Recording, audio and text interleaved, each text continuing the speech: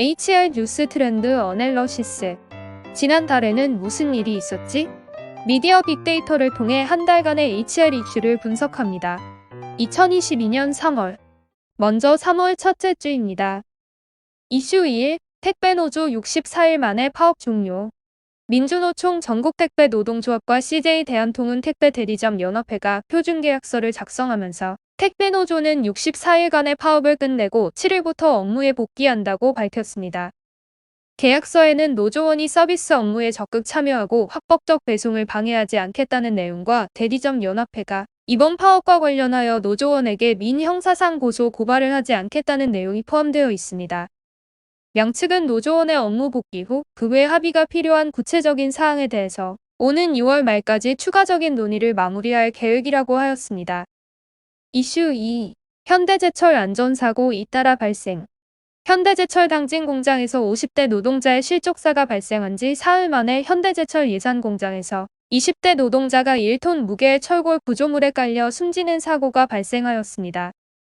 고용노동부는 중대재해처벌법상의 안전보건 확보 의무 위반 혐의로 현대제철 대표이사를 입건하고 산업안전보건법상의 안전조치 의무 위반 혐의로 안전보건 총괄 책임자를 입건하였습니다.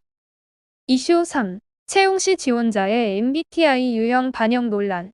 MBTI 성격 유형 검사 도구가 기업의 채용 전형에 등장하여 논란이 일고 있습니다.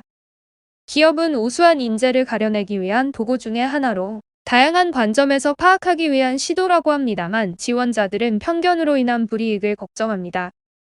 일부 기업의 채용 공고에는 선호하는 유형과 지원 불가 유형을 제시하기도 하였습니다.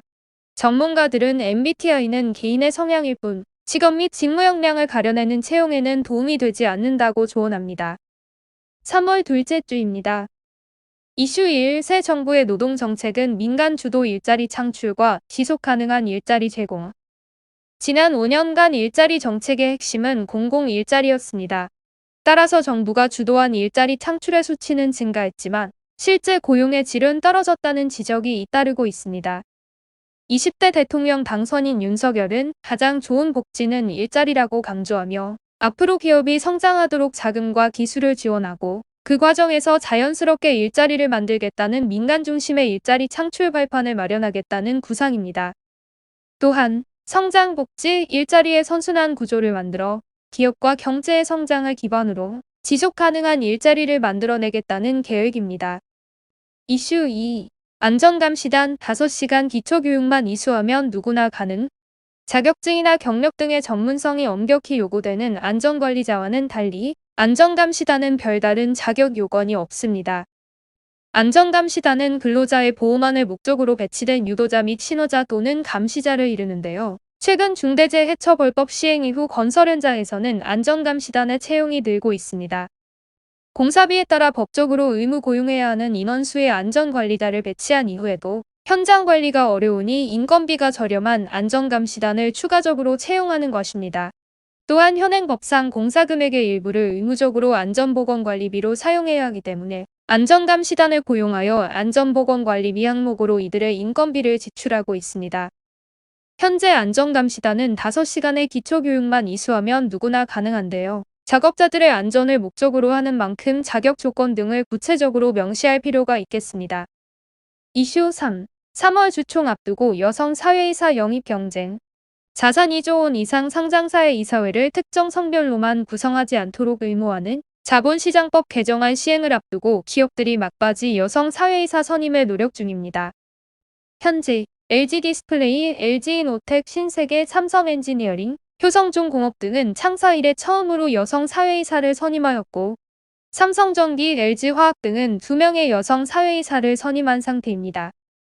다음은 3월 셋째 주입니다. 이슈 1. 차기정부, 노동 분야 주요 공약과 실현 가능성은?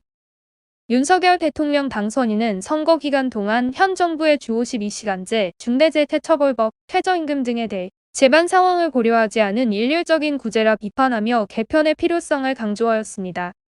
특히 주 52시간제의 경우 중소기업 및 노동자 모두에게 손해가 되고 있다며 선택적 근로시간제의 확대와 근로시간 저축 계좌제의 도입을 주장하였습니다.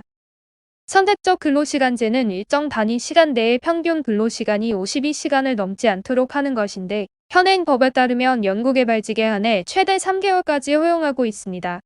연구개발직이 아닌 일반 직무는 1개월로 한정합니다. 윤 당선인은 이 기간을 1년으로 늘리고 만약 1년의 근로시간 총량을 넘어서게 되면 초과분을 적립하여 이후 장기휴가로 활용하는 근로시간 저축 계좌제 도입을 추진하겠다는 것입니다. 또한 고액 연봉자와 전문직의 경우에는 주 52시간제 대상에서 제외하겠다는 입장도 밝혔습니다. 그러나 이 쟁점들은 현 정부가 노동계의 요구에 맞추어 추진한 이슈들로 법 개정 추진 시 거대 야당과 강성 노조의 저항이 우려되어 실현이 쉽지 않을 것이라는 전망입니다. 이슈 2. 네이버 81년생 CEO 최수연 선임, 리더십 교체로 기업 문화 개선 기대. 지난해 5월 직장 내 괴롭힘을 이유로 네이버의 한 직원이 극단적 선택을 한 사건이 있었습니다. 이 일을 계기로 한성숙 전 대표는 임기를 다 채우지 못한 채 사임 의사를 밝혔습니다. 그리고 지난 14일 네이버는 정기주주총회 및 이사회를 통해 최수연 최고 경영자를 신규 선임하였음을 밝혔습니다. 신임 최 대표는 도약을 위해 신뢰와 자율성에 기반한 네이버만의 기업 문화를 회복하는 것을 당면 과제로 보고 있다고 전하며 3년 이상 근속 직원에게 최대 6개월의 무급 휴가를 제공하는 등 사내복지 강화에 힘쓰는 첫 행보를 선보였습니다. 이슈 3. 대법 수습기간도 퇴직금 산정 기간에 포함해야. 대법은 수습기간의 근로도 실질적 근로를 제공한 것으로 보아 정식 근로계약 체결 전 일정 기간 수습사원으로 일한 뒤 채용됐다면 그 기간도 퇴직금 산정의 기초가 되는 계속 근로기간에 더해야 한다고 판단하였습니다. 해당 사건의 원고인 근로자는 입사 시점에 따라 회사의 퇴직금 보수 규정이 달라지는 것에 불리한 적용을 받아 소송을 제기한 것인데 하급심에서는 수습사원 채용 시험 합격과 1개월간이라는 근무는 채용의 확정이라기보다 임시직 근로자 채용 절차의 과정으로서 일종의 실무 전형에 해당하는 것으로 보인다고 판단하여 패소하였습니다. 그러나 대법에서는 수습사원으로 근무한 기간은 단순히 실무 전형에 불과한 것이 아니라 현실적으로 근로를 제공한 기간이며 수습기간 만료 후에도 계속 근로자로서 근무한 이상 수습사원 근무 시간은 퇴직금 산정의 기초가 되는 계속 근로기간에 포함되어야 한다고 본 것입니다. 다음은 3월 넷째 주입니다. 이슈 1. 노인의 폐지 수집 노동 공적 가치 인정해야. 전국에서 폐지를 수집하는 노인은 약 15,000여 명으로 추정됩니다. 이들에 의해 평균 노동시간은 11시간 20분, 이동거리는 13km 이상으로 확인되었는데요. 이에 비해 노동대가는 최저임금의 10% 수준인 시급 948원에 그치는 것으로 나타났습니다. 폐지 수집은 단순히 개인의 생계가 아닌 환경 미화와 자원 재활용 등 공적 가치를 지닌 노동입니다. 따라서 공적 영역으로 확대하여 정당한 노동대가를 지불하자는 움직임이 일고 있습니다. 이슈 2. 윤석열 당선인, 민간 주도 경제 성장 강조. 윤 당선인은 6개 경제단체장과의 오찬 자리에서 민간 주도의 경제 성장을 강조하며 기업의 자유로운 활동을 위해 불필요한 규제는 과감히 없앨 것이라 밝혔습니다. 경제단체장들은 윤 당선인에게 현실적 규제 개혁과 소통 강화를 요구하였습니다. 이슈 3. 백신 접종 부작용 공무원 순직 인정.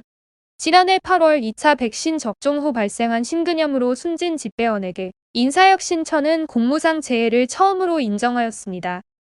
대면 및 단체 업무를 진행해야 하는 집배원의 업무 특성상 우선 접종 대상자로 선정하여 백신 접종을 독려하였고 또한 질병관리청은 백신과 심근염의 연관성을 인정한 바 있기 때문입니다. 백신 접종과 공적 업무 간의 인과관계 인정에 따라 산재 신청이 잇따를 것으로 예상됩니다. 마지막 3월 다섯째 주입니다. 이슈 1. 정부 현대산업개발 사실상 시장 퇴출 권고. 정부는 잇따른 중대재해 사고의 원청사인 현대산업개발에 대해 총체적인 부실 시공을 원인으로 가장 엄중한 처벌인 등록 말소를 요청하였습니다. 현행법상 최종 결정 권한은 본사의 소재지인 서울시가 갖고 있기 때문에 서울시는 6개월간 검토 후 행정처분 수위를 결정할 예정입니다. 그러나 시행령 처벌 규정이 명확하지 않아 논란이 예상됩니다. 등록 말소 처분이 내려진다면 성수대교 붕괴 사고의 책임으로 동아건설이 등록 말소된 이후 25년 만입니다. 한편 서울시는 지난해 6월에 광주학동 재개발구역 철거 공사 사고에 대해서 현대산업개발에 영업정지 8개월 처분을 내렸습니다. 현대산업개발은 처분에 대해 집행정지 가처분을 신청하고 취소 소송을 제기할 것임을 밝혔습니다. 이슈 2. 국토교통부 중대부실 사고에 대해 직접 행정처분 결정. 앞으로 중대부실 사고가 발생하면 행정처분은 더 빠르고 무겁게 내려질 전망입니다. 정부는 부실 시공에 대한 무관용 원칙과 함께 처벌 수위를 강화하겠다고 밝혔습니다. 일반인 3명 또는 근로자 5명 이상의 사망사고가 발생할 경우 바로 건설업 말소하는 원스트라이크 아웃제의 추진과 현행 부실 시공 적발 시 2에서 8개월 영업정지 처분을 1회 적발 시 4에서 12개월 영업정지로 기간을 늘리며 5년간 중대부실 시공 2회 적발 시 해당 업체 건설업 등록 말소와 3년간 신규 등록을 제한하는 투스트라이크 아웃제 도입을 추진합니다. 특히 적기 처분을 위해 지방자치단체 등에 위임했던 처분 권한 일부를 회수하기로 했습니다. 건설업계는 현실을 고려하지 않은 중국 규제와 과잉 규제라며 반발하고 있습니다. 이슈 3. 인공지능 로봇, 소상공인 영업에 도움. 식당에서 무인 단말기로 주문을 하면 로봇은 인공지능으로 입력된 식당 구조를 인식하여 정확한 장소에 음식을 서빙합니다. 직원을 고용하기가 쉽지 않은 1인 가게나 소규모 식당에서 인공지능 로봇이 도움이 되고 있습니다. 다현인재경영연구소는 인사노무 전문가 집단으로 기업 경영에 필수적인 양질의 콘텐츠를 제공합니다. 미디어 빅데이터 분석 리포트는 매주 월요일에 인사드립니다.